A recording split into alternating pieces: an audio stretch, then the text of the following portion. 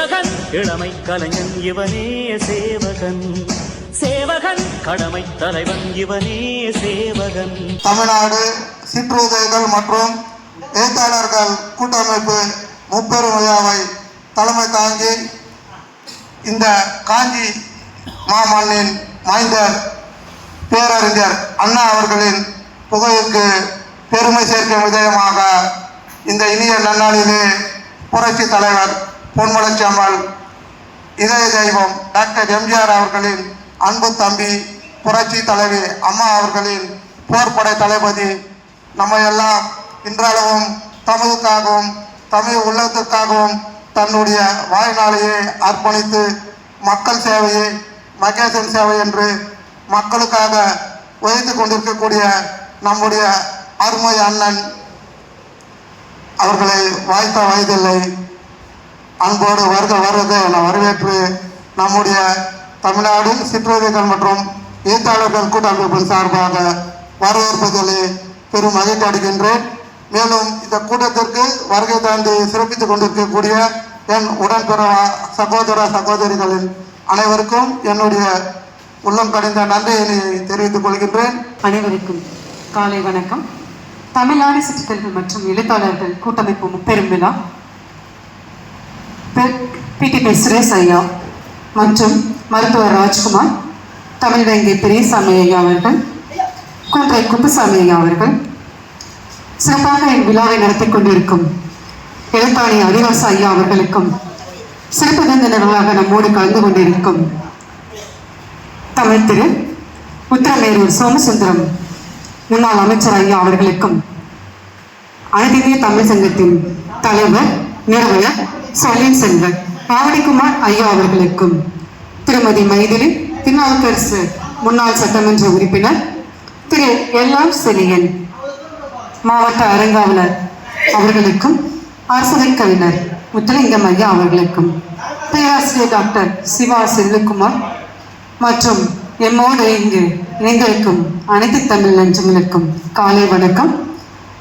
எனக்கு ரொம்ப மகிழ்ச்சி என்ன அப்படின்னா பார்த்தீங்க அப்படின்னா, காஞ்சிபுரத்தில் அறிஞர் அண்ணா பெயருக்கு அவர் வாழ்ந்த காலத்தில் நான் வாழல, அவர் வாழ்ந்து முடிச்ச பின்னாடி எனக்கு இந்த பகுதிக்கு வந்து ஒரு பேசுறதுக்கு ஒரு நல்ல வாய்ப்பை ஏற்படுத்தி தந்தது யாருன்னு பார்த்தீங்கன்னா எழுத்தாணி அதிவாச ஐயா அவர்களுடைய இந்த குழுமமும் இந்த சிற்றுதல் கூட்டமைப்பும் தான். நம்மளுடைய அறிஞர் அண்ணன் எவ்வளவோ நல்லா வந்து பார்த்தீங்கன்னா சேவைகளை செஞ்சுட்டு நம்மளை விட்டு போயிருக்காங்க. எங்களுக்கு நாங்கள் அவங்கள வந்து பின்தொடர்ந்து நாங்கள் எடுக்கிறது என்னன்னு பார்த்தீங்கன்னா அவருடைய பேச்சு, அடுக்குமுறை பேச்சு, அவரை விட்டு இருந்த தமிழ் மேல இருந்த பற்றை நாங்கள் பேராசிரியராக நாங்கள் ஒவ்வொரு மாணவர்களுக்கும் விதிச்சுட்டு இருக்கிறோம். அது எத்தனை பேர் கடைபிடிக்கிறாங்கன்னு தெரியல.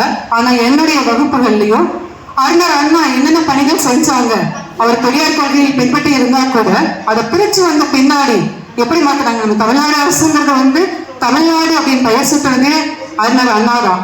அவருக்கு இருந்த தமிழ் பற்று, மொழி பற்று, அவருடைய மொழிநடை அது வந்து பார்த்தீங்க அப்படின்னா பாதி வந்து நம்மளுக்கு தெரியுது, மீதி வந்து தெரியாம போயிடுச்சு. ஏன் அப்படின்னா அவர் முன்பு இருந்த ஒரு அது இங்க அரசியல் பேசக்கூடாது, அவர் முன்னாடி யார் கூட இருந்தாரு, அவருடைய எழுத்துக்கள், அவருடைய அந்த ஆற்றல்கள் எல்லாம் வேற விதமா வந்து வெளிப்பட்டுச்சு. ஆனால் அதையும் நாங்கள் ஆய்வுகள் நோக்கல்ல அவருடைய எழுத்துக்கள் இருந்து அவருடைய தமிழ் பற்றில் இருந்து மாணவர்களுக்கு வந்து கற்பிக்கிறதுக்கு ஒரு நல்ல வாய்ப்பா இருக்கு. அதுவும் காஞ்சிபுரத்துக்கு 3வது முறையா வந்த பின்னாடி இப்ப நாங்க வந்து இன்னும் தேடுதல் அதிகமா இருக்கு. அவர் என்னென்ன செஞ்சிருக்காரு, மாணவர்கள்ட்ட அவர் சம்பந்தமா எதெல்லாம் நாங்க கொண்டு போய் சேர்க்கலாம் அப்படிங்கிறதுக்கு எங்களுக்கு ஒரு வந்து ஒரு பிள்ளையார் சொல்லியா இருக்கிறது எது அப்படின்னா இவங்களுடைய அந்த சிற்றுதல்களுடைய வந்து அமைப்பு தான். இங்க வந்து பாத்தீங்கன்னா ஒரு சிறப்பாக ஒரு வந்து எனக்கு ஒரு வாய்ப்பு கொடுத்து என்னை அழைச்சதுக்கு இந்த சிற்றுதல் கூட்டமைப்புக்கும் கோரம் ஐயா அவர்களை வந்து சொல்லணும். 3 முறை நான் சந்திச்ச மிகுந்த எளிமையான மனிதர். அதே போல வந்து அறிஞர் அண்ணா விருது பெற்ற இங்க இருக்கக்கூடிய வயதில் முதிர்ந்த ஒரு சிறந்த தமிழ் பற்றாளர். இவங்களையெல்லாம் நான் வந்து சந்திக்கிறது அப்படிங்கிறது வந்து பாத்தீங்கன்னா என்னோட பெரும் பாக்கியமா நினைக்கிறேன். அது போல இன்றைய இங்க இருக்கிறவங்க குறைந்த இதா இருந்தா கூட நம்மளுக்குள்ள என்ன விதைக்கணும் அப்படின்னா எதிர்கால சமுதாயத்துல மது தவறான பாதைகள்ல போயிட்டு இருக்காங்க, தவறான வழிகாட்டுதல இந்த இளைய சமுதாயம் போயிட்டு இருக்கிறதுங்கிறத கண்கூட காங்கிற. அதுக்கு வந்து சில பேராசிரியர்களும் உறுதுணையா இருக்காங்க. அவங்களுடைய வந்து பாத்தீங்கன்னா அதை குறை சொல்ல, அவங்க எடுத்துக்கிட்ட வந்து அந்த விதம் தான் அப்படி. நம்ம இங்க இருக்கிறவங்க உங்களுடைய வீடுகள்ல வீட்டை சுற்றி இருக்கிறவங்களுக்கு எது உண்மை எது பொய்ன்னு சொல்லிட்டு சின்ன வயசுல இருந்து நம்மளுடைய கூட இருக்கிறவங்களுக்கு சொல்லி வந்து கொண்டு வந்து பழகுங்க. அப்பதான் உண்மை அறிஞ்சு நம்மளுடைய எதிர்கால சந்ததி சரியான பாதையில போயிட்டு இருக்கு. அதுக்கு நம்ம தான் பாத்தீங்கன்னா உறுதுணையா இருக்கணும், பெற்றோர்கள், பெரியவர்கள். அப்ப இங்க நடக்கிற பெரியவர்கள் நடக்கிற கூட்டங்களுக்கு இளைய சமுதாயம் வர்றதே கிடையாது. அவங்களுடைய நோக்கமெல்லாம் என்ன அப்படின்னா வேற மாதிரி போயிட்டு இருக்கு, தொலைக்காட்சி அந்த மாதிரி. அப்போ அண்ணா பத்தி கேளுங்கன்னு கேட்டா இளைய சமுதாயத்தை தெரிய மாட்டேங்குது நிறைய மாணவர்களுக்கு. ஆனா அதே ஒரு நடிகையோ பத்தி கேட்டோம்னா சொல்றாங்க. அதுக்கு எல்லாமே பாத்தீங்கன்னா வீட்டுல இருக்கிறவங்க பெரியவங்களும் பேரண்ட்ஸ் ஆன நம்ம தான் என்ன பண்ணணும் அப்படின்னா, யார் விதைச்சிட்டு போனாங்க, என்ன நல்ல கருத்துக்கள் சொல்லிட்டு போனாங்கிறது கொஞ்சமாவது அந்த மாணவர்களுக்கும் பாத்தீங்கன்னா இளைய சமுதாயத்துக்கு கொண்டு போய் சேர்க்கணும். சிறப்பான ஒரு வாய்ப்பை கொடுத்தமைக்கு நன்றி கூறி விடைபெறுகிறேன். நன்றி, வணக்கம். நம்மளுடைய 7ஆம் ஆண்டு பொதுக்குழுவிலும் ஒரு நட்சத்திரமாக திகழ்ந்து கொண்டிருப்பவர் நம்முடைய ஐயா சொல்லின் செல்வர் ஆவடிக்குமார் அவர்கள். நான் அவரை கைபேசியில் கூப்பிட்டாலே போதன்றார். அழைப்பு கூட நேரம் வேணாங்க, நீங்க கைபேசியில சொன்னாலே போதன்னிட்டு நம்ம கூட்டங்களில் வந்துட்டு இருக்காரு. மறைந்த செம்மங்குடியார் அவர்கள் காலத்தில் இருந்து நம்மளுடைய இயக்கம் தொடர்ந்து அவர்கள் கரங்களால் இதை துவங்கப்பட்டு இருந்தாலும் அதை தொடக்கி வைத்த பெருமை ஆவடிக்குமார் அவர்களை சேரும். அவரை அன்புடன் அவருடைய உரையை தொடங்கும்படி மிக பணிவோடு கேட்டுக்கொள்கிறேன். அருமை சான்றோர் பெருமக்கள், நிகழ்விற்கு தலைமை தாங்கி நிகழ்வை சிறப்புற நடத்தி கொண்டிருக்கக்கூடிய அருமை அண்ணன் பெரும் மதிப்பிற்குரிய PTP சுரேஷ் அவர்களே, குன்றை குப்புசாமி ஐயா அவர்களே, நிகழ்வில் கலந்து கொண்டிருக்கக்கூடிய அருமை சான்றோர் பெருமக்களே, நம்ம எல்லாம் தொடர்ந்து வாழ்த்துவதற்காக வந்திருக்கக்கூடிய ஆவடி மண்ணின் மைந்தன் அண்ணன் ஆவடியார் அவர்களே, கூரம் துரை அவர்களே, பேராசிரியர் அம்மையார் சங்கீதா அவர்களே, உங்களை எல்லாம் என் நெஞ்சம் கனிந்த வாழ்த்துக்களோடு வரவேற்பதில் பெரிய மகிழ்ச்சி. சிற்றிதழ்கள் தொடர்ந்து செயல்பட்டு கொண்டிருக்க வேண்டும் என்ற எண்ணத்தில் வந்திருக்கக்கூடிய உங்கள் அனைவரையும் வாழ்த்துவதில் பெரிய மகிழ்ச்சி. தமிழ்நாடு சிற்றிதழ் மற்றும் எழுத்தாளர் கூட்டமைப்பு 5வது பொதுக்குழு கூட்டத்தில் கலந்திருக்கும் அனைவருக்கும் எனதினிய காலை வணக்கம். திறமை மிக்க அவை கலைஞர்களுடன் திறன்பட பேச ஆசைப்படுகிறேன். திறமை மிக்க அவை கலைஞர்களுடன் திறன்பட பேச ஆசைப்படுகிறேன். ஆகாய உயரத்தில் ஆனந்தமாய் விளையாட, ஆகாய உயரத்தில் ஆனந்தமாய் விளையாட ஆராய்ச்சி செய்கிறேன் வார்த்தையால் சொல்லாட, ஆராய்ச்சி செய்கிறேன் வார்த்தையால் சொல்லாட. மரபுக்கு ஒரு மகுடம் இங்கிருக்க மாண்பாய் பழகிடும் இந்த புது கவிதை. மரபுக்கு ஒரு மகுடம் இங்கிருக்க மாண்பாய் பழகிடும் இந்த புது கவிதை. விதை ஒன்று வீழ்ந்தது என்று சொல்லாமல் வீழ்ந்தது என்று சொல். விதை ஒன்று வீழ்ந்தது என்று சொல்லாமல் வீழ்ந்தது என்று சொல். வீழ்ந்தது விதையாய் ஆனாலும் மனிதனாய் ஆனாலும் முளைத்திடலாம் அதே இடத்தில். வீழ்ந்தது விதையாய் ஆனாலும் மனிதனாய் ஆனாலும் முளைத்திடலாம் அதே இடத்தில். எழுத்தாணி ஆசிரியருக்கு இது பொருந்தும். எழுத்தாணி ஆசிரியருக்கு இது பொருந்தும். துயரங்கள் துரத்தினாலும் தூக்கத்தில் அவர் எழுத்தாணியை தூக்கி தூக்கி வளர்த்தவர் இந்த ஹரிராசு. துயரங்கள் துரத்தினாலும் தூக்கத்திலும் அவர் எழுத்தாணியை தூக்கி வளர்த்தவர் இந்த ஹரிராசு. கொன்றை மலர்களை போன்று மரபின் மாண்பினை மலரவிட்டு செல்லும் குன்றை குப்புசாமி ஐயா அவர்களுக்கு இந்த வாழ்த்து. கொன்றை மலர்களை போன்று இந்த மரபின் மாண்பினை மலரவிட்டு செல்லும் குன்றை குப்புசாமி ஐயா அவர்களுக்கு இந்த வாழ்த்து. பல கவிஞர்கள் மத்தியில் சிறு கெருக்கல்கள், பல கவிஞர்கள் மத்தியில் சிறு கெருக்கல்கள். கலைந்து போன மேகத்தில் சிறுதுளி துள்ளி விளையாட நினைக்கிறது இங்கே. கலைந்து போன மேகத்தில் ஒரு சிறு மழைத்துளி துள்ளி விளையாட நினைக்கிறது இந்த மேடையில். இங்கோ வெள்ள பெருக்கெடுத்து ஓடுகிறது, இங்கோ வெள்ள பெருக்கெடுத்து ஓடுகிறது. ஆனால் எனக்கோ இங்கே ஒரு வாய்ப்பு கொடுத்தவர் அனைவருக்கும் நன்றி. இங்கோ வெள்ள பெருக்கெடுத்து ஓடுகிறது, ஆனால் எனக்கோ இங்கே வாய்ப்பு கொடுத்தவருக்கு நன்றி. ஒரு கருத்து இங்கே ஒலிக்கட்டும், ஒரு கருத்து இங்கே ஒலிக்கட்டும். கையேந்தும் நிலை வேண்டாம், கை கொடுத்து தூக்கிவிட ஆள் வேண்டும். கையேந்தும் நிலை வேண்டாம், கை கொடுத்து தூக்கிவிட ஆள் வேண்டும். கவிதை எழுதிட்டு இருந்தா பாதியிலே கூப்பிட்டாங்க, அதனால இதோட முடிச்சுக்கிறேன். மந்திரியா முன்னம் பிறந்த முத்தமிழே உனக்கு முதல் வணக்கம். தமிழ்நாடு சிற்றிலக்கிய எழுத்தாளர்கள் கூட்டமைப்பு நடத்தும் 6வது முப்பெரும் விழாவில் கவியரங்கை கவிதை வாசிக்க வைத்த ஐயா எழுத்தாணி ஹரிராச ஐயா அவர்களுக்கும் அவையில் அமர்ந்திருக்கும் ஆந்திர தமிழ் புலவர் அவர்களுக்கும் எனது நன்றியை வணக்கத்தையும் தெரிவித்துக் கொண்டு நூலகம் பற்றிய ஒரு கவிதையை வாசிக்கலாம் என்று வந்திருக்கிறேன்.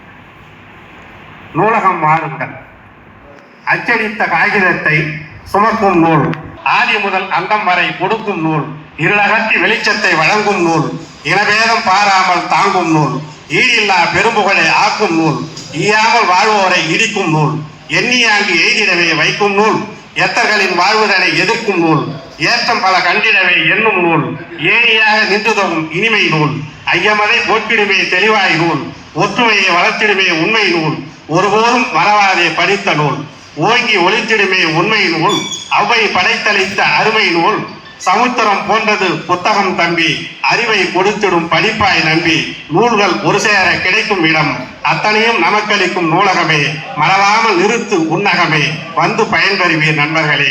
நன்றி, வணக்கம். சிற்றர்களில் கூட்டம், தேனீக்களை வென்றெடுப்பார் சிற்றர்களார் கூட்டம், தேடி தேடி ஓடிடுவார் அவர் செய்திகளில் நாட்டம், கடமைகளை நெஞ்சில் ஏந்தி காரூரில் ஓடுவார், கடமைகளை நெஞ்சில் ஏந்தி காரூரில் ஓடுவார், மடமைகளை உடைத்தெறிந்து உண்மைதனை நாடுவார். தேனீக்களை வென்றெடுப்பார் சிற்றர்கள் கூட்டம். அந்த அளவுக்கு தன்னுடைய சுறுசுறுப்பான பணியை இடர்படி ஆட்டிக் கொண்டிருக்கிறதுதான் இங்கே அமர்ந்திருக்கின்ற நம்ம சிற்றர்களுடைய செயல்கள். தேனீக்களை வென்றெடுப்பார் சிற்றர்களார் கூட்டம், தேடி தேடி ஓடிடுவார் அவர் செய்திகளில் நாட்டம், கடமைகளை நெஞ்சில் ஏந்தி காரூரில் ஓடுவார், மரபைகளை உடைத்தெறிந்து உண்மைதனை நாடுவார். அறிவுக்கு விருந்தளித்து ஆற்றலைத்தான் பெருக்குவார், அறிவுக்கு விருந்தளித்து ஆற்றலைத்தான் பெருக்குவார், அறியாமை விலங்கொடிக்க அறிவு விளக்கை ஏற்று ஏந்துவார். வெளியிருந்தும் சொல்ல மொழி இருந்தும் ஊமைகளாய் இருப்பர், வெளியிருந்தும் சொல்ல மொழி இருந்தும் ஊமைகளாய் இருப்பர், வழி தெரியா மக்களுக்கு வழிகாட்டி துணை இருப்பார். சிற்றவர் வெளியிருந்தும் சொல்ல மொழி இருந்தும் ஊமைகளாய் இருப்பவர் வழி தெரியா மக்களுக்கு வழிகாட்ட துணை இருப்பார். சிறுகதைகள் சொல்லிடுவார், துடிப்பாகவும் தந்திடுவார், தரும் செய்திகளை வாசகர் மனங்களையே அள்ளிடுவார். தமிழ் மொழியை நாம் அனைவரும் கற்று மென்மேலும் இந்த பணியினை தொடர்ந்து செய்த அனைவருக்கும் மிக்க நன்றி. சொல்லில் சிறந்தது தமிழ் சொல்லே, தமிழ் சொல்லே என்று பாரதியார் கூறியுள்ளார். தமிழை சொல்வதில் இன்பமும் கேட்பதில் இனிமையும் சொல்லும் திறனில் கலை அமைப்பும் உண்டாகிறதென்றால் தமிழ் சொல்லின் பெருமையை சொல்ல முடியுமோ?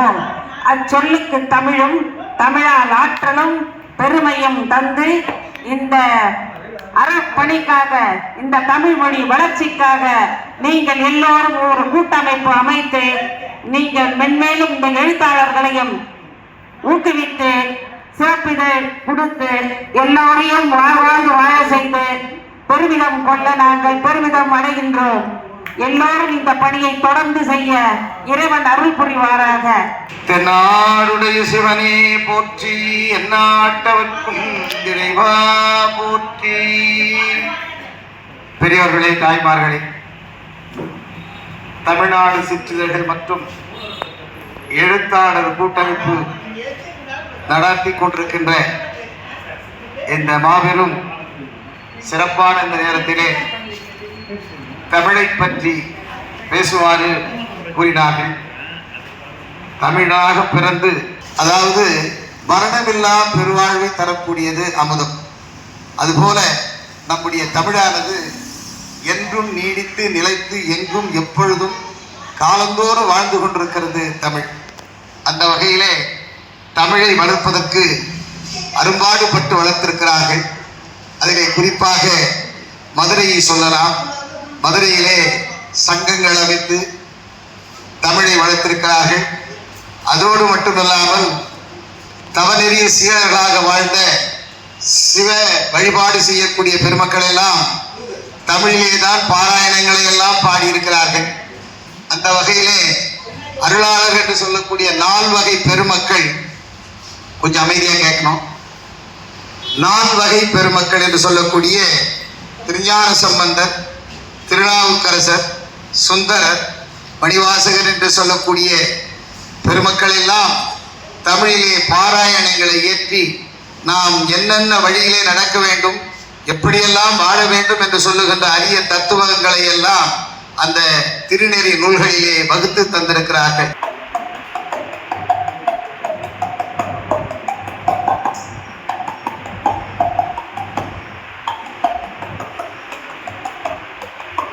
தமிழ்நாடு சிற்றிதழ்கள் மற்றும் எழுத்தாளர்கள் கூட்டமைப்பு முப்பெரும் விழா அறிஞர் அண்ணா மற்றும் மகாத்மா காந்தி பிறந்த நாளை முன்னிட்டு சாதனையாளர்களுக்கு விருது வழங்கும் விழா சின்ன காஞ்சிபுரம் ராமானுஜர் கூடத்தில் அக்கூட்டமைப்பின் பொதுச் செயலாளர் அரசு மலர் இதழின் துணை ஆசிரியராக நியமனம் செய்யப்பட்டிருக்கும் திரு PDP சுரேஷ் அவர்களின் தலைமையில் நடைபெற்றது. இதில் சிறப்பு விருந்தினராக அனைத்திந்திய தமிழ் சங்க தலைவர் திரு ஆவடிக்குமார், முனைவர் சங்கீதா, திருமதி மைத்லி திருநாகரசு, முனைவர் வாசுகி, திரு குன்றை குப்புசாமி, திரு கூரம்துரை, திரு முனைவர் உமாசங்கர், திரு சவுந்தரராஜன், திரு செல்வராஜ், திரு செந்தில்நாதன், திரு சீனுதுரை ஆகியோர் கலந்து கொண்டு சிறப்பித்தனர். மேலும் இந்நிகழ்ச்சியின் எழுத்தாணி திரு அரிராசு, திரு செல்வராசு, திரு செந்தில்நாதன் ஆகியோருக்கு அண்ணா விருது மற்றும் சான்றிதழ்கள் வழங்கப்பட்டது.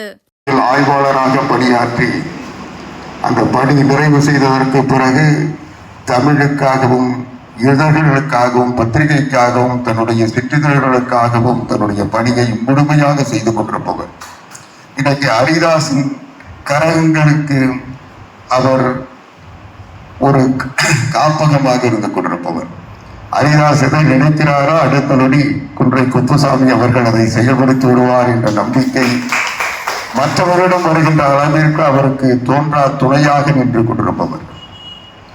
எந்த பணியிலும் எந்தவித எதிர்பார்ப்பும் இல்லாமல் பணியாற்றக்கூடியவர்.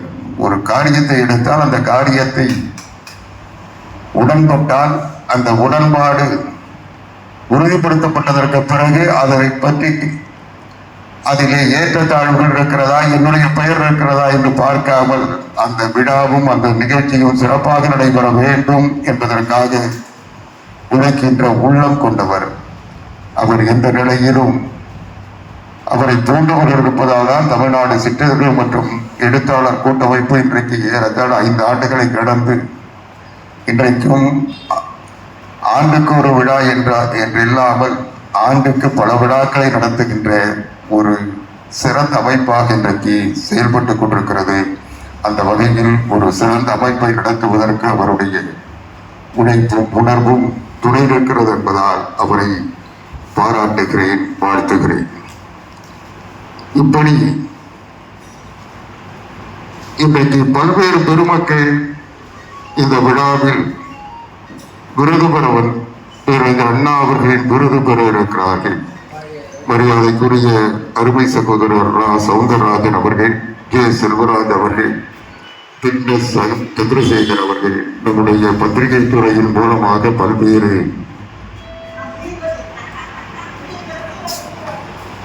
தமிழ் அமைப்புகளுக்கு சிறந்த துணையாக இருந்து கொண்டிருப்பவர் பிட்னஸ் சந்திரசேகர் அவர்கள், அருமை சகோதரர் திருஞான சம்பந்தம் அவர்கள், திருமகன் ராஜ் அவர்கள், முனைவர் இளவரசி அவர்கள், தர்மராஜா அவர்கள், மூப்பே நரசிம்மன் அவர்கள், தமிழ் மரபன் அவர்கள், செய்யாறு செந்தில்நாதன் அவர்கள், சீனுதுரை அவர்கள், புலவர் ராமராசு அவர்கள், முனைவர் சங்கீதா அவர்கள், வளபதி செல்வி அவர்கள் என்று பல்வேறு பெருமக்கள் பேரறிஞர் அண்ணா அவர்கள் பெயரால் அமைந்திருக்கின்ற இந்த விருதை பெற இருக்கிறீர்கள். உங்களை எல்லாம் மனதார பாராட்டுகிறேன். ஏனென்றால் பேரறிஞர் அண்ணா அவர்கள் பிறந்த இந்த மண்ணில், பேரறிஞர் அண்ணா அவர்களை தகவமைத்த இந்த காஞ்சி மண்ணில் பேரறிஞர் அண்ணா அவர்களின் பெயரால் விருது பெறுகின்ற பெருமை உங்களுக்கு கிடைத்திருக்கிறது. இந்த பேரு எல்லோருக்கும் கிடைத்து விடாது. அப்படிப்பட்ட பெருமைக்கும் பேற்றுக்கும் உரிய உங்களை நான் பாராட்டுகிறேன், வாழ்த்துகிறேன். இந்த உணர்வு நீங்கள் எதிர்காலத்தில் பேரறிஞர் அண்ணா அவர்களைப் போல தமிழ் உணர்வோடு தமிழ்நாடு மீது பற்றுள்ளவர்களாக, பண்புள்ளவர்களாக, தமிழ் குடிகளின் ஓங்குப்புகளை உலகம் முழுவதும் உரைக்கின்றவர்களாக விளங்க வேண்டும் என்று மனதார வாழ்த்துகிறேன். இன்றைக்கு பேரறிஞர் அண்ணா அவர்களுடைய விருதை வழங்குகின்ற பொழுது அந்த விருது இன்றைக்கு நாம் பெறுகிறோம் என்பது பெருமைக்குரிய ஒன்று என்றாலும் அந்த விருதை பேரறிஞர் அண்ணா அவர்களின் பெயரால் நாம் பெறுகின்ற பொழுது இன்றைக்கு பேரறிஞர் அண்ணா அவர்களுடைய உணர்வுகளில் ஒரு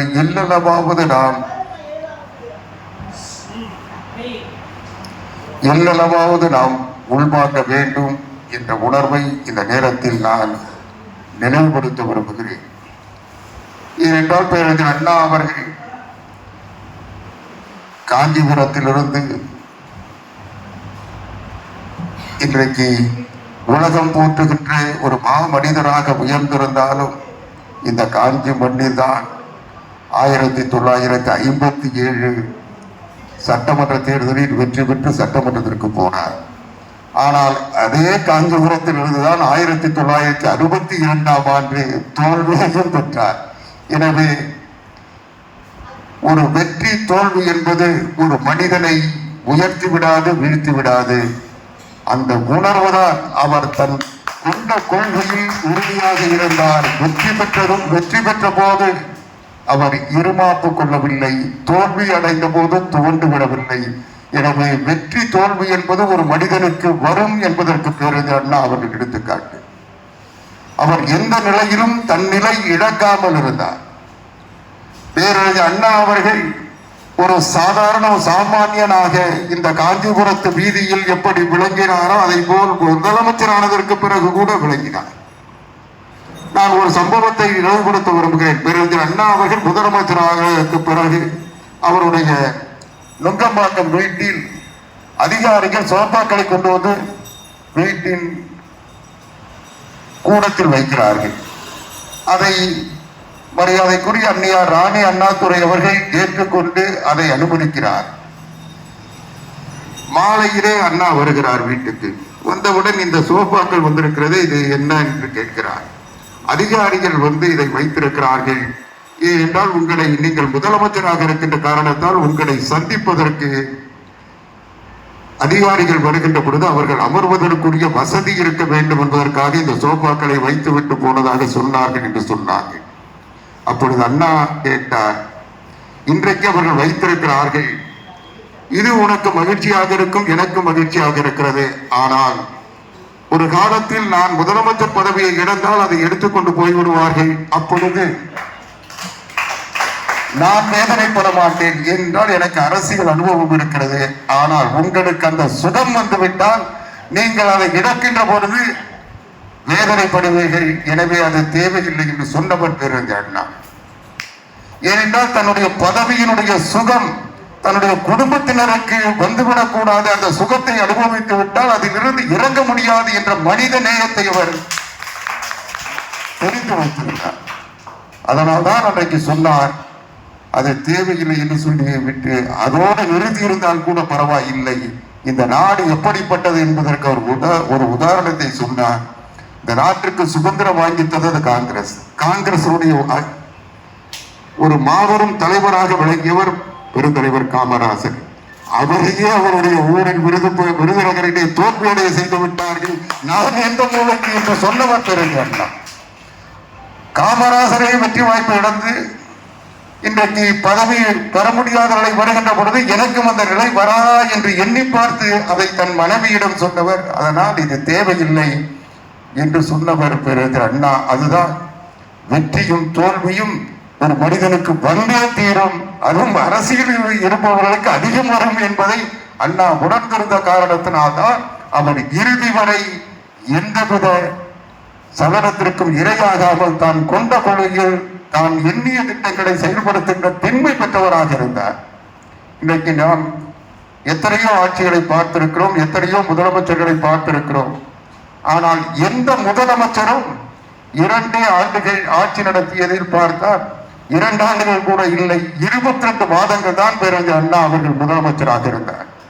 அந்த 22 மாதங்களில் அவர் கொண்டு வந்த திட்டங்கள் இன்றைக்கும் 22 ஆண்டுகள் அல்ல, 42 ஆண்டுகள் ஆனாலும் 100 ஆண்டுகள் ஆனாலும் அந்த திட்டங்களை யாரும் மாற்றிவிட முடியாது. அந்த திட்டங்கள் தான் இந்த நாட்டை ஆளுகின்றன.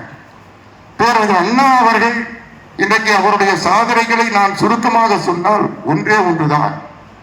இந்த நாட்டில் சுதந்திரம் பெற்றதற்கு பிறகு நான் அரசியல் பேசுவதாக நீங்கள் நினைக்க மாட்டீர்கள். ஏனென்றால் அண்ணாவை பற்றி பேசுகின்ற பொழுது அரசியல் வரத்தான் செய்யும். அதனால் அரசியல் என்பது அண்ணா என்று சொல்லுகின்ற பொழுது அது இருக்கத்தான் செய்யும். அன்றைக்கு சுதந்திரம் பெற்றதற்கு பிறகு இந்த நாட்டில்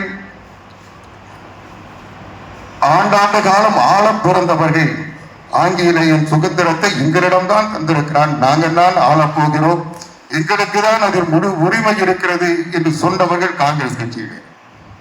அன்றைக்கு ஜமீன்தார்களும் பண்ணைக்காரர்களும் பாளையக்காரர்களும் ஆலை அதிபர்களும் மிராசுகளும் மட்டுமே அரசியலில் நிலைக்க முடியும் என்ற நிலை இருந்தது. வசதி படைத்தவர்கள் மட்டும்தான் அரசியலில் கோலோற்ற முடியும். சாமானியர்கள் அரசியல் பக்கமே எட்டி பார்க்க முடியாது. அவர்கள் தருகின்ற காலை உணவுக்கு இட்லிக்கும் உப்மாவுக்கும் ஓட்டு போடுகின்ற நிலையில் தான் இந்த நாட்டில் இருக்கின்ற மக்கள் இருக்கிறார்கள் என்று எண்ணிக்கொண்டிருந்த நேரம் கார் உள்ளளவும் கடல் நீர் உள்ளளவும் இந்த நாட்டிற்கு சுதந்திரத்தை வாங்கிய நாங்கள் தான் ஆட்சி செய்வோம் என்று காங்கிரஸ் இருமாப்போடு இருந்த நேரம்.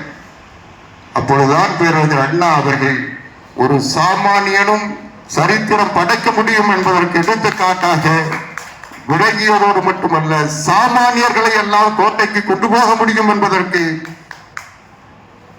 ஒரு வழிகாட்டினார். அந்த வழிகாட்டுதான் சுதந்திரத்தை நாங்கள் தான் வாங்கினோம், நாங்கள் வாங்கிய சுதந்திரத்தை யாருக்குமே தரமாட்டோம், நாங்கள் தான் வைத்திருப்போம் என்று சொன்ன காங்கிரஸை வேரோடும் வேரடி மண்ணோடும் வெட்டி வீழ்த்தியவர் பேரறிஞர். நான் காங்கிரஸ் கட்சியை குறை சொல்லவில்லை. அந்த எண்ணம், அந்த இருமாப்பு, நாங்க தான் சுதந்திரம், எங்களுக்கு தான் சுதந்திரம் கொடுத்தாங்க என்ற இருமாப்பை இந்த மண்ணில் இருந்து எடுத்தவர் பேரறிஞர் அண்ணா. இந்த நாட்டில் யாரும் அடுத்த வேளை உணவுக்கு இல்லாதவன் கூட இந்த நாட்டில் அமைச்சராக முடியும் என்ற நிலையை உருவாக்கியவர் பேரறிஞர் அண்ணா. அந்த உணர்வு தான், அவருடைய உழைப்பு தான் இன்றைக்கு அவர் தன்னுடைய குடும்பத்தை பற்றி என்றைக்கும் சிந்தித்ததில்லை. இந்த நாட்டை பற்றி சிந்தித்தவர், இந்த மொழியை பற்றி சிந்தித்தவர். இந்த நாட்டில் இருக்கின்ற ஒவ்வொருவரும் உயர்ந்தால்தான் தன்னுடைய குடும்பம் உயரும் என்று நினைத்தவர். இன்றைக்கு எல்லாரும் குடும்பம் உயர்ந்தால் நாடு உயர்ந்து விட்டது என்று எண்ணுகின்ற அரசியல்வாதிகளை பார்த்து கொண்டிருக்கிறோம். ஆனால் அண்ணா தன்னுடைய குடும்பத்தை பற்றி கவலைப்படாமல் இந்த நாட்டை பற்றி கவலைப்பட்டால், மொழி உயர்ந்தால் நாடு உயரும், நாடு உயர்ந்தால் நாம் உயர்வோம் என்று எண்ணுகின்ற ஒரு மனவளம் பெற்றவராக பேரறிஞர் அண்ணா இருக்கிறார். அவர் ஒவ்வொரு நிலையிலும் இன்றைக்கு நீங்கள் பார்த்தீர்கள், தமிழ்நாட்டினுடைய சரித்திரத்தில் 22 ஆண்டுகளில் 22 மாதங்களில் மிக உயர்ந்த இடத்துக்கு கொண்டு போனவர். இன்றைக்கு பார்த்தால் சென்னையிலே இருக்கின்ற மெரினா கடற்கரை, அந்த கடற்கரைக்கு முன்னால் இருக்கின்ற தமிழறிஞர்கள் சிலைகள் அத்தனையும் வைத்தவர் பேரறிஞர் அண்ணா. எந்த சிலையையும், இன்றைக்கு இருக்கின்ற அத்தனை சிலைகளையும், தமிழறிஞர் சிலைகளை எல்லாம் மெரினா கடற்கரையில் இருக்கிறது என்றால் அதை வைத்தவர் பேரறிஞர் அண்ணா. 2ஆம் உலக தமிழ் மாநாட்டை, முதல் உலக தமிழ் மாநாட்டை சென்னையில் நடத்த வேண்டும் என்று அண்ணா விரும்பினார். அன்றைக்கு முதலமைச்சராக பத்தவச்சர் இருந்தார். ஆனால் அவர் குடிய சூழ்நிலை இல்லாத காரணத்தால் மலேசியாவில் முதல் உலக தமிழ் மாநாடு நடந்தது. அதில் பேரறிஞர் அண்ணாவும் கலந்து கொண்டார், அன்றைய முதலமைச்சர் பத்தவச்சரவும் கலந்து கொண்டார். அதுதான் அன்றைக்கு இருந்த சிறப்பு. அப்படிப்பட்ட நிலையில் 2வது உலக தமிழ் மாநாட்டை பேரறிஞர் அண்ணா அவர்கள் முதலமைச்சர் ஆனது பிறகு 68 சென்னையிலே நடத்தினார். அப்படி நடந்து சென்னை பல்கலைக்கழக மண்டபத்தில் நடத்திய அந்த விழாவின் போதுதான் அந்த மெரினா கடற்கரையில் அத்தனை சிலைகளையும் அண்ணா அமைத்தார். அன்றைக்கு பேரறிஞர் அண்ணா அவர்கள் அமைத்த சிலைகள் தான் இன்றைக்கும் நாம் வணங்குகின்ற சிலைகளாக, வழிபடுகின்ற சிலைகளாக, உருவங்களாக இன்றைக்கு நம்முடைய ஆசியாவில் மிகப்பெரிய கடற்கரை, எழிலார்ந்த கடற்கரை என்று போடப்படுகின்ற சென்னை கடற்கரையில், மெரினா கடற்கரையில் இன்றைக்கும் அண்ணா செய்த அந்த பணிதான் இன்றைக்கு ஔவையாரில் இருந்து எல்லோருடைய சிலைகளையும் நாம் வணங்குகின்ற, வழிபடுகின்ற, போற்றுகின்ற, அவர்களுடைய நினைவை நிலைப்படுத்துகின்ற ஒரு நிலையை பெற்றிருக்கிறது.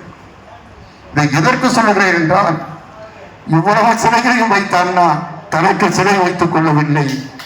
இவ்வளவு சிலைகளையும் வைத்ததற்கு பிறகு அன்றைக்கு புரட்சித் தலைவர் எம்ஜிஆர் பார்த்தார். எல்லாருக்கும் சிலை வைத்தீர்கள், உங்களுக்கு சிலை நான் வைக்கிறேன் என்று அண்ணா சாலையில் இன்றைக்கு புரட்சித் தலைவர் எம்ஜிஆர் அண்ணாவுக்கு சிலை வைத்தார். அதுதான் முதலில் புரட்சித் தலைவர் எம்ஜிஆர் அண்ணாவுக்காக வைத்த சிலை. 1968 அந்த இரண்டாம் உலக தமிழ் மாநாடு முடிந்ததற்கு பிறகு புரட்சி தலைவர் எம்ஜிஆர் அந்த சிலையை வைத்தார். அதுவும் அவர் விருப்பப்படி அண்ணா எந்த வடிவத்தை காட்டினாரோ அந்த வடிவத்தில் அந்த சிலை அமைக்கப்பட்டது. அதுதான் இன்றைக்கும் அண்ணாவினுடைய அடையாளமாக பார்க்கப்படுகிறது. நான் இதை எதற்கு சொல்கிறேன் என்றால், இன்றைக்கு இருப்பவர்கள் எல்லாம் ஏதாவது ஒரு திட்டம் போட்டால் அதற்கு தனக்கு பெயர் இருக்கிறதா இல்லையா அந்த பெயரும் படமும் வர வேண்டும் என்று விரும்புகின்ற முதலமைச்சர்களை பார்த்து கொண்டிருக்கிறோம்.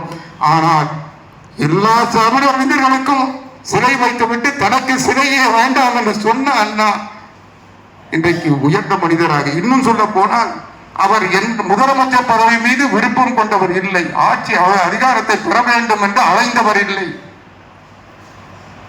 இதற்கு ஒரே ஒரு உதாரணம் சொல்லுவேன். 1967 அன்றைக்கு மூதறிஞர் ராஜாஜியிலிருந்து மார்க்சிய கம்யூனிஸ்ட் கட்சியினுடைய தலைவர் பி ராமமூர்த்தியிலிருந்து பல்வேறு கொள்கை மாறுபாடு கொண்ட தலைவர்களை எல்லாம் ஒருங்கிணைத்து பிரஜா சோசியலிஸ்ட் கட்சியிலிருந்து, சம்யுக்த சோசியலிஸ்ட் கட்சியிலிருந்து, தமிழரசு கழகத்திலிருந்து எல்லோரையும் ஒருங்கிணைக்கும் கூட்டணி அமைத்தவர் பெருமாள் அமைத்தார். தேர்தல் வருகிறது, தேர்தலிலே களத்திலே எல்லோரும் இருக்கிறார்கள். ஆட்சிக்கு வந்தால் முதலமைச்சராக முடியும் என்ற ஒரு நம்பிக்கை இருக்கிறது. முதலமைச்சர் ஆக வேண்டும் என்றால் சட்டமன்றத்திற்கு போட்டியிட வேண்டும். ஆனால் அண்ணா சட்டமன்றத்திற்கு போட்டியிடவில்லை, நாடாளுமன்றத்திற்கு போட்டியிட்டார். அதற்கு பிறகு எல்லோரும் வற்புறுத்தி நீங்கள் முதலமைச்சர் பதவியை ஏற்க வேண்டும் என்றதற்கு பிறகு வடசென்னை நாடாளுமன்ற தொகுதியில், தென்சென்னை நாடாளுமன்ற தொகுதியிலிருந்து வெற்றி பெற்ற அண்ணா பதவியை ராஜினாமா செய்துவிட்டு மேலவையில் உறுப்பினராகி முதலமைச்சரானார். எதற்கு சொல்கிறேன் என்றால், ஒரு பற்றற்ற மனிதனாக தன்னுடைய உழைப்பு இருக்கிறது, உரிமை இருக்கிறது, இன்னும் சொல்ல போனால் தகுதி இருக்கிறது என்றாலும் அதை பற்றி எல்லாம் கவலைப்படாமல் தானாக கனிந்து வரட்டும் என்று காத்திருந்தவர் அண்ணா. அந்த பொறுமை அவரை உயர்த்தியது. அது மட்டுமல்ல, ஒரு தன்னுடைய குடும்பத்தை பற்றி கவலைப்படாதவர் என்று சொன்னேன். அது இன்றைக்கு அவருடைய வாரிசுகள் இன்றைக்கு எங்கே இருக்கிறார்கள் என்று எண்ணி பார்த்தால் எங்கேயோ தேட வேண்டிய நிலையில் தான் இருக்கிறார்கள். அதை விட ஒரு கொடுமை, அவர் உருவாக்கிய கட்சி, அவர் உருவாக்கிய ஆட்சி மாநிலத்தை ஆளுகிறது. அவருடைய வளர்ப்பு மகன், மூத்த மகன் டாக்டர் பரிமளம் கடன் தொல்லையால் தற்கொலை செய்து கொண்டு செத்த வரலாற்றை நாம் பார்த்திருக்கிறோம். அவருடைய ஆட்சி, அவருடைய சகாக்கள், அவரால் அறிமுகப்படுத்தப்பட்டவர்கள் அமைச்சர்கள், முதலமைச்சர்கள். ஆனால் அவருடைய மகன் கடனுக்கு பதில் சொல்ல முடியாமல், கடன் தொல்லை தாழாமல் தூக்கு போட்டு கொண்டு இறந்து போன காட்சியை தமிழ்நாடு பார்த்தது. இதுதான் அண்ணா. கிணற்றில் விழுந்து தற்கொலை செய்து கொண்டார். இதை எதற்கு சொல்லுகிறேன் என்றால், ஒரு மனிதன் எப்படி வாழ வேண்டும் என்பதற்கு அண்ணா வழிகாட்டியாக இருந்தார். ஆனால் இன்றைக்கு இந்த நாட்டை நம்பி, இங்கே இருக்கின்ற சமுதாயத்தை நம்பி எப்படி தன்னுடைய குடும்பத்தை தவிக்கிவிடக் கூடாது என்பதற்கும் அவர் சான்றாக இருக்கிறார் என்று நான் நம்புகிறேன்.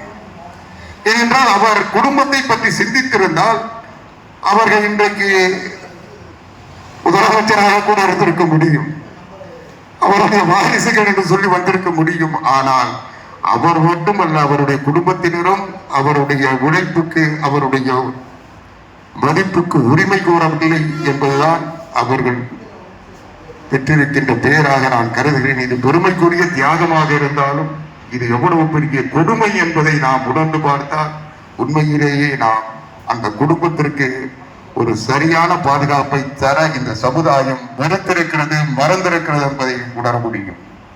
இதையெல்லாம் எதற்கு சொல்லுகிறேன் என்றால், இன்றைக்கு வளர்ந்து வருகின்ற சமுதாயத்தில் பேரறிஞர் அண்ணா அவர்களை பற்றிய சிந்தனைகள், பேரறிஞர் அண்ணா அவர்களை பற்றிய உணர்வுகள், அவருடைய உள்ள கிடக்கைகள் இன்றைக்கு மறைக்கப்படுகிறது, மறைக்கப்படுகிறது.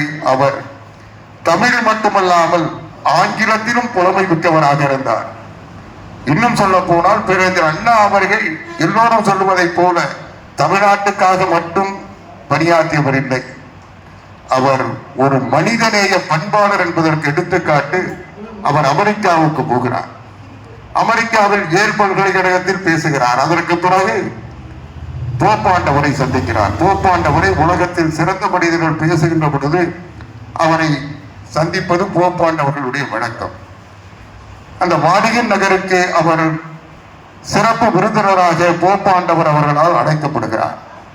போப்பாண்டவரை போய் பார்க்கிறார்.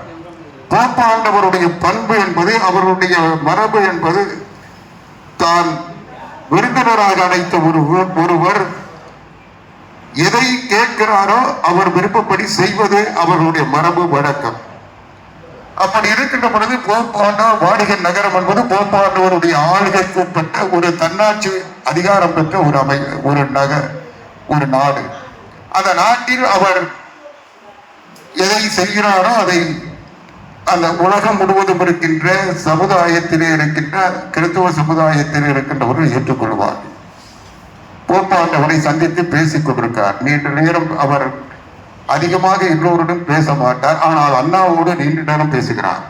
பேசியதற்கு பிறகு அண்ணாவிடத்தில் கேட்கிறார்,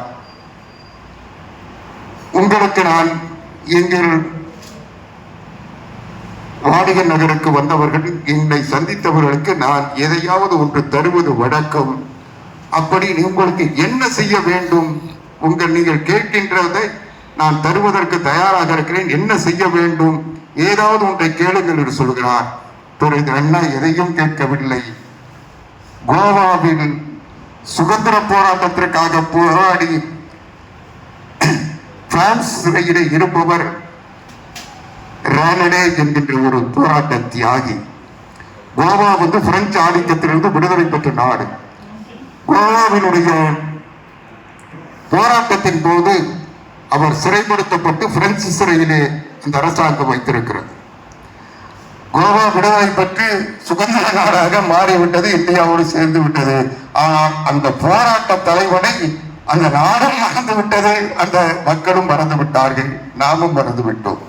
அப்பொழுது அண்ணா சொல்லுகிறார், உங்களுடைய கிறிஸ்தவ சமுதாயத்தினுடைய ஆளுகைக்கு உட்பட்ட பிரான்ஸ் நாட்டில் எங்களுடைய இந்திய மண்ணில் கோவாவினுடைய விடுதலைக்காக போராடிய ரானடே என்கின்ற ஒரு தியாகி இன்னும் சிறையில் இருக்கிறார். அந்த மாநிலம் நாடு விடுதலை பெற்று மாநிலமாகிவிட்டது. ஆனால் அவரை இன்னும் விடுதலை செய்யாமல் வைத்திருக்கிறார்கள். அவரை விடுதலை செய்வதற்கு நீங்கள் கருணை காட்டுங்கள், அது போதும் என்று சொன்னவர் அண்ணா.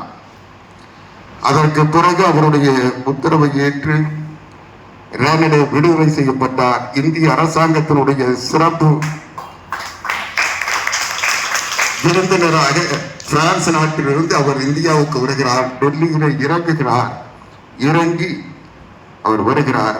வருகின்ற அவர் வந்து அன்றைக்கு அவரை வரவேற்பதற்கு பிரதமரிலிருந்து அமைச்சர்களிலிருந்து எல்லோரும் பூச்செண்டு வைத்துக் கொண்டு வரவேற்கிறார்கள். அந்த மனிதன் திரும்பி பார்க்கிறார். அண்ணா என்று கேட்கிறார். எங்கே என்று கேட்கிறார். அவர்கள் சொல்லுகிறார்கள், அப்பொழுது திராவிட முன்னேற்ற கழகத்தின் சார்பில் நாஞ்சில் மனோகரன் நாடாளுமன்ற குழு தலைவராக அந்த விழாவிலே கலந்து கொள்கிறார். அவரிடத்தில் அவர்கள் சொல்லுகிறார்கள், அண்ணா மறைந்து விட்டார், அவருடைய பிரதிநிதியாக நாஞ்சில் மனோகரனை அழைத்தவர் இருக்கிறார்கள். அந்த மனிதன் சொன்னான், என்னுடைய விடுதலையை இந்த நாடு மறந்து விட்டது, என்னுடைய மக்கள் மறந்து விட்டார்கள். நான் எதற்கு போராடினேனோ அந்த போராட்ட தளபதிகளை மறந்து விட்டார்கள். ஆனால் எனக்காக போப்பாண்டவரிடத்திலே சொல்லி என் விடுதலையை பெற்று தந்த அந்த மனிதனை பார்க்காமல் நான் வீட்டுக்கு போக மாட்டேன் என்று அங்கிருந்து ஒரு சிறப்பு விமானத்தின் மூலமாக நாஞ்சில் மனோகரனை அழைத்து நேராக வந்து அண்ணாவினுடைய சமாதியில் விழுந்து வணங்கி அழுது புரண்டு கதறினார். அதுதான் அண்ணா. நான் எதற்கு சொல்லுகிறேன் என்றால், ஒரு மனிதன் மொழிக்காக பணியாற்றினார் அல்லது நாட்டுக்காக பணியாற்றினார், தன்னோடு இருந்தவர்களுக்காக பணியாற்றினார் என்பது வேறு. தனக்கு தொடர்பே இல்லாத, சம்பந்தமே இல்லாத, எங்கோ ஒரு சிறையில் இருந்தவரை, அவருடைய உழைப்பை அந்த மக்களே மறந்துவிட்ட காலத்தில், அந்த போராட்டவாதிகளே எடுத்து நினைத்து பார்க்காத நேரத்தில் அண்ணா அதை நினைத்து தனக்கு ஒரு வாய்ப்பு கிடைத்த போது அந்த வாய்ப்பை பயன்படுத்தி அவருடைய விடுதலையை பெற்று தந்தார். அப்படிப்பட்ட ஒரு பெருந்தகையாளராக பிறந்த அண்ணா அவர்கள் விளங்கினார். அவர் எதை செய்தாலும் அதிலே ஒரு சரியான பார்வையும் சரியான அணுகுமுறையும் அவரிடத்தில் இருந்தது. அதுதான் அவரை தொடர்ந்து அவர் வெற்றி பெறுவதற்கு அவருடைய நிலைமை உதவியாக இருந்தது. இப்படி பல்வேறு செய்திகளை என்னால் சொல்லிக்கொண்டே இருக்க முடியும். காலம் கடந்து கொண்டிருக்கிறது. ஒரே ஒரு செய்தியை மட்டும் நான் சொல்லி முடிக்கிறேன். இன்றைக்கு நாமெல்லாம் இந்த மாநிலத்திற்கு தமிழ்நாடு என்று பெயர் வைத்திருக்கிறோம். இந்த பெயரை பெற்றுத்தந்தவர் அண்ணா. அண்ணா முதலமைச்சர் ஆகவில்லை என்றால் தமிழ்நாடு என்ற பெயர் நிச்சயம் கிடைத்திருக்கிறார் என்னால் உறுதியாக சொல்ல முடியும். ஏனென்றால் இந்தியா சுதந்திரம் பெற்றதற்கு பிறகு 1956ஆம் ஆண்டு இந்தியாவில் 1953ஆம் ஆண்டு முதலில் இந்த பிரச்சனை எழுந்தது. ஆந்திராவில் பொட்லு ஸ்ரீராமுலு நாயுடு என்பவர் தொடர்ந்து போராட்டம் நடத்தினார். ஆந்திர மக்களுக்கு, தெலுங்கு பேசுகின்றவர்களுக்கு மாநிலம் வேண்டும், நாங்கள் சென்னை மாகாணத்தில் இருக்க மாட்டோம், எங்களுக்கு தனிநாடு வேண்டும், தனி மாநிலம் வேண்டும் என்று கேட்டவர் பொட்லு ஸ்ரீராமுலு. அவர் தொடர்ந்து உண்ணாவிரதம் இருந்து பெரிய சென்னையிலே தான் உண்ணாவிரதம் இருந்தார். சென்னையிலே உண்ணாவிரதம் இருந்து அவருக்கு ஆதரவாக தெலுங்கானாவில், ஆந்திராவில் மாபெரும் கிளர்ச்சி ஏற்பட்டு ஒரு அந்த மாநிலமே கொந்தளிப்புக்குள்ளானது. அப்பொழுது அன்றைக்கு பிரதமராக இருந்த பண்டிட் ஜவஹர்லால் நேரு அவர்களுக்கு வேறு வழியே இல்லை என்றால் உங்களுக்கு ஆந்திர மாநிலத்தை தனியாக தருகிறோம் என்று உத்தரவாதத்தை தந்து விட்டார். அப்படி அந்த உத்தரவாதத்துக்கு பிறகு அது நிறுத்தப்பட்டது. அதனுடைய விளைவாக மொழிவழி மாநிலங்கள் இந்தியாவில் உருவாக்கப்படும் என்ற ஒரு கொள்கை முடிவை மத்திய அரசாங்கம் எடுத்தது. அன்றைக்கு பிரதமர் ஜவஹர்லால் நேரு எடுத்தார். அப்பொழுது மொழி அடிப்படையில் மாநிலங்கள் பிரிக்கப்படும் என்று அதற்குரிய ஆய்வுக்குழுவை அமைத்தார்கள். அந்த ஆய்வுக்குழு பரிசீலனை செய்து அப்பொழுது சென்னை மாகாணமாக இருந்ததை 3 மாநிலங்களாக பிரித்தார்கள். ஒன்று ஆந்திரா, 4 மாநிலங்கள் ஆந்திரா, கர்நாடகா, கேரளா, சென்னை ஆக 4 மாநிலங்கள் பிரிக்கப்பட்டன. சென்னை மாகாணம் 4 மாநிலங்களாக மாற்றப்பட்டது, பிரிக்கப்பட்டது. 1956 மொழிவழி மாநிலங்கள் சட்டப்படி பிரிக்கப்பட்டு அறிவிக்கப்பட்டது. அப்பொழுது சென்னை மாகாணத்தில் இருந்த பிரிந்த மற்ற 3 மாநிலங்கள் அவர்களுடைய மொழி அடிப்படையில் பெயரை பெற்றது. ஆந்திரா, தெலுங்கு பேசுகின்றவர்கள் ஆந்திரா என்ற பெயரை வைத்துக் கொண்டார்கள். கன்னடம் பேசுகின்றவர்கள் கர்நாடகா என்று வைத்துக் கொண்டார்கள். மலையாளம் பேசுகின்றவர்கள் கேரளா என்ற பெயரை வைத்துக் கொண்டார்கள். ஆனால் தமிழ் பேசுகின்றவர்கள் சென்னை மாகாணம் என்ற பெயரே தொடர்ந்தது. இதை மாற்றுவதற்கு பல்வேறு போராட்டங்கள் தொடர்ச்சியாக நடந்தது. இன்னும் சொல்ல போனால் காங்கிரஸ் கட்சியிலே இருந்த விருதுநகர் விருகப்பட்டி என்று அன்றைக்கு அழைக்கப்பட்ட அந்த விருதுநகரில் சங்கரலிங்க நாடார் என்பவர் இதை வலியுறுத்தி தமிழ்நாட்டிற்கு தமிழ்நாடு என்று பெயர் சூட்ட வேண்டும் என்று காங்கிரஸ் கட்சியிலே இருந்தவர், காமராஜர் பிறந்த மண்ணிலே வாழ்ந்தவர், 74 நாட்கள் தொடர் போராட்டம் நடத்தினார். உண்ணாவிரதம் இருந்து செத்தே போனார். அப்பொழுதும் தமிழ்நாடு என்ற பெயரை மாற்றப்படவில்லை. அப்படிப்பட்ட நிலையிலே இருந்த நேரத்திலே தான் பிறகு அண்ணா அவர்கள் 67 முதலமைச்சரானதற்கு பிறகு தீர்மானம் படித்து அது மத்திய அரசுக்கு அனுப்பி இந்த நாடாளுமன்றத்தில் அந்த தீர்மானம் ஏற்கப்பட்டது. இந்திய அரசு ஜனாதிபதியுடைய ஒப்புதலை பெற்று தமிழ்நாடு என்ற பெயர் தமிழகத்தில் சூட்டப்பட்டது. அன்றைக்கு தீர்மானத்தை முன்மொழிகின்ற பொழுது பேரறிஞர் அண்ணா அவர்கள் சட்டமன்றத்திலே தமிழ்நாடு தமிழ்நாடு தமிழ்நாடு என்று 3 முறை ஓங்கி குரல் எடுத்து எல்லா சட்டமன்ற உறுப்பினர்களையும் அதை வழிமொழிய வைத்தவர் பேரறிஞர் அண்ணா. அதற்கு பிறகு அவர் நிறைவேற்றிய சட்டமன்றத்தில் நிறைவேற்றிய அந்த தீர்மானம் இந்திய அரசால் ஏற்கப்பட்டு நாடாளுமன்றம் ஏற்றுக்கொண்டு ஒப்புதல் அளித்து இந்திய ஜனாதிபதியினுடைய ஒப்புதலோடு அரசாணை வெளியிடப்பட்ட போது அவர் நோய்வாய்ப்பட்டு அடையாறு புற்றுநோய் மருத்துவமனையிலே படுக்கையாக இருக்கிறார். அவருடைய தீர்மானம் வெற்றி பெற்று தமிழ்நாடு என்ற பெயர் கிடைத்துவிட்டது. அதை அறிவிக்கின்ற விழா எடுக்கிறார்கள். அந்த விழாவுக்கு போக வேண்டும் என்று பேரறிஞர் அண்ணா நினைக்கிறார். மருத்துவர்கள் சொல்கிறார்கள், நீங்கள் அந்த விழாவுக்கு போனால் உங்கள் உயிருக்கு உத்தரவாதம் இல்லை, நீங்கள் அதற்கு போக அனுமதிக்க மாட்டோம், நீங்கள் போகக்கூடாது என்று மருத்துவர்கள் சொல்லுகிறார்கள். பேரறிஞர் அண்ணா சொன்னார், என்னுடைய நாட்டிற்கு தமிழ்நாடு என்ற பெயர் கிடைக்கிறது, அதை கொண்டாடுகின்ற இடத்தில் நான் இல்லை என்றால் இந்த உயிர் போனாலும் பரவாயில்லை, நான் போவேன் என்று அந்த விழாவிலே கலந்து கொண்டு பிறகு அண்ணா அவர்கள் ஆற்றிய உரைதான் இறுதி உரை. அதற்கு பிறகு அவர் வேறு எந்த பொது நிகழ்ச்சியிலும் கலந்து கொள்ள முடியாமல் இயற்கையின் நம்மிடமிருந்து பிரித்து விட்டது. அப்படி தமிழ்நாடு என்பதை அவர் கொண்ட கொள்கையை நிறைவேற்றி இந்த மாநிலத்திற்கு தமிழ்நாடு என்ற பெயரை பெற்று தந்தவர் பேரறிஞர் அண்ணா. நான் இன்னும் சொல்லுவேன், இந்தியாவில் எத்தனையோ மாநிலங்கள் இருக்கிறது. அது எல்லா மாநிலங்களிலும் அந்த மாநிலம் சார்ந்து பெயர் இருக்கும். ஆனால் தமிழ்நாட்டுக்கு மட்டும்தான் இந்திய நாட்டில் ஒரு நாடு இருக்கிறது என்ற நிலையை பேரறிஞர் அண்ணா அவர்கள் உருவாக்கினார். இன்றைக்கு இந்திய நாடு என்று சொல்லுகின்ற பொழுது தமிழ்நாடு என்று நாம் உரிமையோடு சொல்லுகின்ற ஒரு உரிமையை பெற்று தந்தவர் பேரறிஞர் அண்ணா. அப்படிப்பட்ட பெருமகனார் பிறந்த இந்த மண்ணிலிருந்து பேசுகின்ற வாய்ப்பையும் அவருடைய பெயரால் வழங்கப்படுகின்ற விருதையும் வழங்குகின்ற நிலையை பெற்றதற்காக நான் பேறு பெற்றவனாக, என் பிறவியினுடைய நோக்கம் நிறைவேறியவனாக நான் பெருமிதத்தோடு உங்களை வணங்கி இந்த நிகழ்ச்சியில் பங்கெடுத்து இந்த நிகழ்ச்சியில் சிறப்பாக நடைபெறுவதற்கு காரணமாக இருந்த அனைவருடைய பாதங்களையும் தொட்டு வணங்கி விடைபெறுகின்றேன். நன்றி, வணக்கம். நானும் ஒரு பெரியவரும் தான் இருந்தோம்.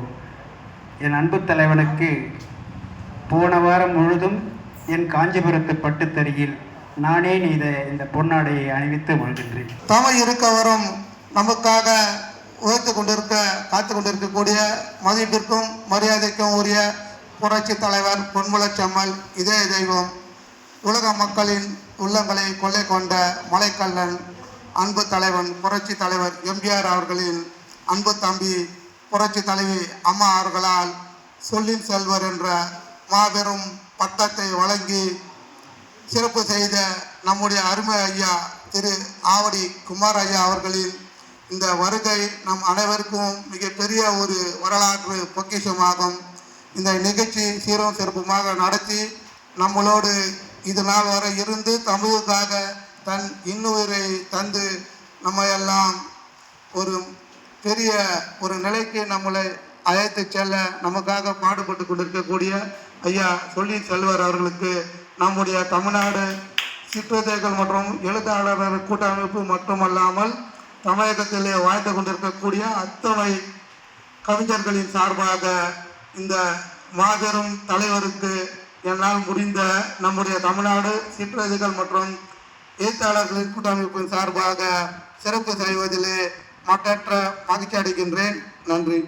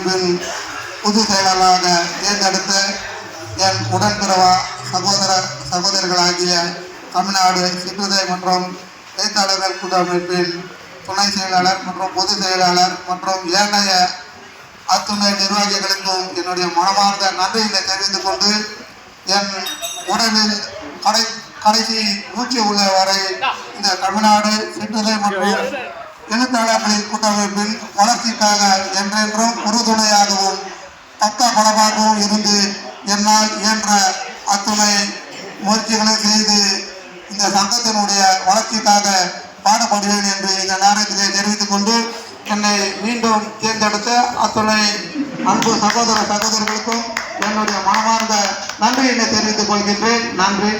நன்றி.